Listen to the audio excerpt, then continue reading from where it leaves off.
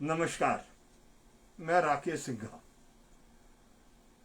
आज मैं 3 महत्वपूर्ण विषयों पर चर्चा करना चाहूंगा। असल में चर्चा नहीं है, ये एक किस्म से मेरी पार्टी की तरफ, मार्क्सवादी कम्युनिस्ट पार्टी की तरफ से मौजूदा परिस्थिति में कुछ महत्वपूर्ण जो विषय है उसको लेकर बयान देना चाहता हूं। पहला विषय है, हिमाचल प्रदेश की जनता जानती है कि ये जो कोरोना का पहला, दूसरा और ये जो तीसरा दौर चल रहा, इसमें स्वास्थ्य कर्मी ने बहुत महत्वपूर्ण भागीदारी अदा की है। और आप जानते हैं, स्वास्थ्य कर्मचारी ऊपर डायरेक्टर से लेकर निचले स्तर तक जो आशा वर्कर है, 102 की सेवाएं हैं, 108 की सेवाएं हैं, हॉस्पिटल के स्टाफ है, जो आपके नर्सेज है, डॉक्टर्स हैं, ये सारा स्वास्थ्य कर्मी। लेकिन इन स्वास्थ्य कर्मी के साथ आज मुझे ऐसा लगता है, मेरी पार्टी महसूस करती है कि बहुत बड़ी बेइंसाफी सरकार कर रही है। खास तौर पर जो ये एम्बुलेंस सर्विसेज थी, ये एम्बुलेंस सर्विसेज बहुत इंपॉर्टेंट रोल अदा इसने किया है इसके कर्मचारी में पूरे कोरोना के दौर में। और यही अब है, इम्तिहान होने वाला है सरकार का। ये जो बहुत बड़ी बड़ी बातें सरकार करती है, this is the test of the government now. अगर ये जो कहती है, ये इसकी कथनी और करनी में अंतर साफ पता लग जाएगा। दूध का दूध, पानी का पानी हो जाएगा। ये जो हमारे प्रदेश में लंबे समय से 108 की सर्विस GVK, ये आंध्र प्रदेश हैदराबाद की कंपनी है मेरे ख्याल, ये सेवाएं देती थी। और ये कॉर्पोरेट सोशल रिस्पॉन्सिबिलिटी के तहत ये कंपनी का निर्माण, शायद अगर मेरे तथ्य करेक्ट है, 2005 में हुआ था। हिमाचल में कब इनकी सेवाएं ली मैं कह नहीं सकता, लेकिन ये सेवाएं दे रही थी। बहुत से मसले इनके थे, जिन मसलों को लेकर कर्मचारी, जो मैनेजमेंट है, उसके बीच में विवाद चल रहा था। हाई कोर्ट में भी कुछ विषयों को संज्ञान वो सुओ मोटो अपनी तरह से वो नोट किया था। कुछ बात हाई कोर्ट में भी शायद चल रही थी, मैं उसके बारे में बहुत क्लियर नहीं हूं। लेकिन ये जरूर है कि समय समय पर इनका मैनेजमेंट से विवाद सेवा शर्तों के प्रश्नों को लेकर चला है। और सेवा शर्तों को लेकर इस देश में वही कानून चलेगा जो लेबर लॉज होते हैं। 8 घंटे की ड्यूटी होगी, हफ्ते की छुट्टी होगी। आप 8 घंटे से ऊपर आप काम लिया जाएगा तो दुगना वेतन मिलेगा। आपकी 18 दिन लगातार काम करने के बाद एक अर्न्ड लीव मिलेगी, छुट्टियां मिलेगी, सिक लीव मिलेगी। जो कानून है उस विषय को लेकर विवाद था।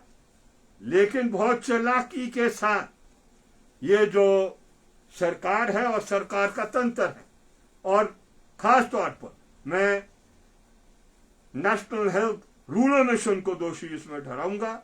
मेरी खुद डायरेक्टर महोदय से इस पर बातचीत हुई और नेट रिजल्ट ये है कि संधि पिछली कंपनी से GVK के साथ समाप्त, और एक नई कंपनी है जिस कंपनी का नाम MED स्वान फाउंडेशन, बिहार की कोई कंपनी है। और जब मैंने इंटरनेट को खोला और इंटरनेट पर छानबीन करने की कोशिश की कि ये कौन फाउंडेशन वाले आगे हैं मेड स्वान के नाम से, तो मालूम हुआ कि ये एक नई कंपनी 27 अक्टूबर 2021 को गठित की गई है, अभी हाल ही में। और इसके 3 डायरेक्टर हैं, कोई मैनेजिंग डायरेक्टर भी नहीं है। कोई माननीय राजीव रंजन है, श्री ब्रजेश कुमार रंजन है, संजय कुमार है।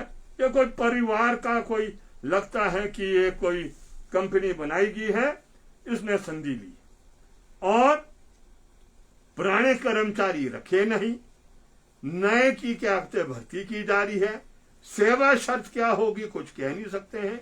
लोग हिमाचल प्रदेश के मुख्यमंत्री महोदय के पास भी गए और दूसरे नेताओं के पास भी गए, सबने उनको आश्वासन दिया कि नहीं तुम्हारा हो जाएगा। हम बहुत साफ और क्लियर हैं। मेरा 40 साल जीवन संघर्षों में निकल गया है। गैर बराबरी समाज है, इस गैर बराबरी समाज के अंदर मजदूर संगठित होगा, संगठित होकर अपनी बात को उठाएगा और संघर्ष करेगा तो वो दिशा बदल सकता है। अन्यथा हमने बड़ी बड़ी कंपनियां, जेपी जैसी कंपनियां और बड़ी बड़ी कंपनियां को देखा है किस तरीके से मजदूर का शोषण, जुल्म और अत्याचार करते हैं। इसलिए मैं हिमाचल प्रदेश के मुख्यमंत्री महोदय से दोबारा विनती करना चाहता हूं, मेहरबानी कर जो भी संधि नई कंपनी के साथ हुई है, there are provisions under law, कानून में प्रावधान है कि जिन मजदूरों ने अपनी सेवाएं दी हैं अभी तक पुरानी कंपनी में, all of them can be taken over by the new company, वो टेक ओवर करे। और दूसरी बात, कोई भी ऐसा मजदूर नहीं छूट जाना चाहिए जिसको नई कंपनी टेक ओवर ना करे। अभी तीसरा दौर कोरोना का समाप्त नहीं हुआ, आपने बीच में ही एक ऐसा विवाद खड़ा कर दिया। ये कोरोना की लड़ाई को भी कमजोर करेगा, क्योंकि ये जो मरीज को गांव से हॉस्पिटल पहुंचाना ये एक बहुत महत्वपूर्ण काम है। इस पूरी लड़ाई के अंदर जितनी कम अवधि में मजदूर पहुंचेगा, ये मरीज पहुंचेगा, उतनी जल्दी उसके स्वास्थ्य की कामना की जा सकती है। एक विषय ये। दूसरा विषय है कि बहुत से राशन के डिपो में अभी पूरा राशन मिल नहीं रहा है।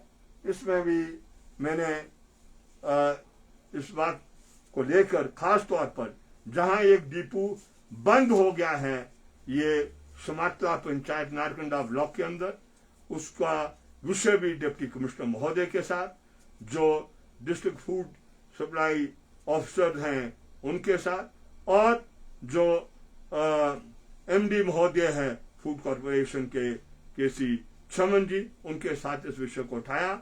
और विषय यह है कि वो सोसाइटी बंद हो गई है, 2 महीने से लोगों को राशन मिला नहीं है, गरीब लोग हैं, और ये जो कार्ड होल्डर है उस सोसाइटी में लगभग ये 563 वो है, और वो बहुत पीड़ा में है। उन्होंने शिकायत मेरे पास की है, उनको भी मैंने समझाया कि आपको खुद अपनी बात को उठाकर एक सहमति बनानी है कि कैसे अब राशन का वितरण होगा।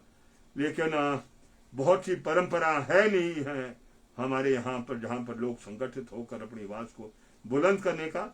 लेकिन मैं इस बात से भी सेटिस्फाइड हूँ कि जो विषय मैंने ये अधिकारी गण से उठाए हैं, दे हैव स्टेटेड, और खास तौर पर केसी चमन जी ने, मैंने पहले भी इनको जितनी शिकायतें की है, he has acted very promptly, और इन्होंने अभी भी कहा है कि 2 दिन के अंदर उस राशन का वितरण होगा। लेकिन जहां जहां जो वस्तु मिल नहीं रही है, चीनी उपलब्ध नहीं हो रही है, चावल उपलब्ध नहीं हो रहा है, जो हमारे बीपीएल के परिवार है, वहां पर जो उनको व्हीट मिलनी थी, गेहूं मिलना था, वो उपलब्ध नहीं है।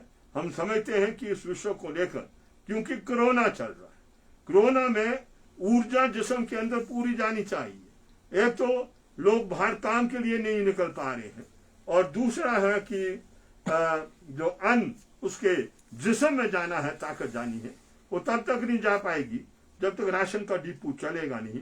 तो ये दूसरा विषय है जिसको लेकर ये हम आम लोगों से ये साझा करना चाह रहे थे बात। और तीसरा विषय है वो है ठेक से ताल्लुक रखने वाला, और उसमें भी बहुत स्पष्ट पीडब्ल्यू विभाग को हमने कह दिया है कि ये तौर तरीके बंद करो, क्वालिटी ऑफ वर्क सबसे महत्वपूर्ण है, और क्वालिटी ऑफ वर्क को कॉम्प्रोमाइज करने के लिए जो निचले स्तर के कर्मी हैं उनको ट्रांसफर जगह जगह किया जा रहा है इस दृष्टि से कि जो बिलो स्टैंडर्ड कार्य हैं उनको अप्रूवल मिल जाए, ये कतई हम नहीं होने देंगे। जब तक मैं एमएलए हूं मैं ये अनुमति नहीं देने वाला। मैं एमएलए की परवाह नहीं करता हूं। ये कल को मेरी एमएलए गिरी चले जाए, लेकिन स्टैंडर्ड ऑफ वर्क में कोई कमी नहीं होनी चाहिए। पीडब्ल्यू समझ ले, ये इस पैसे के मालिक नहीं है जो सरकार देती है, अलग अलग साधनों से आती है। They are only the custodians. ये सिर्फ उसके रखवाले हैं। ये पब्लिक का पैसा है और इसलिए पब्लिक सबसे सुप्रीम है और इसलिए ये गलतफहमी में ना रहे। और ये जो सारी सिलसिला जो चल रहा है लो स्टैंडर्ड के काम को और उसको अप्रूवल करने के लिए और उठक बैठक, वो क्या कहते हैं, अफसरों की करानी है और खास तौर तो उनकी जिन्होंने बिलों को तैयार करना है और नीचे ये निरीक्षण करना है काम का, ये अनुमति नहीं दी जा सकती है।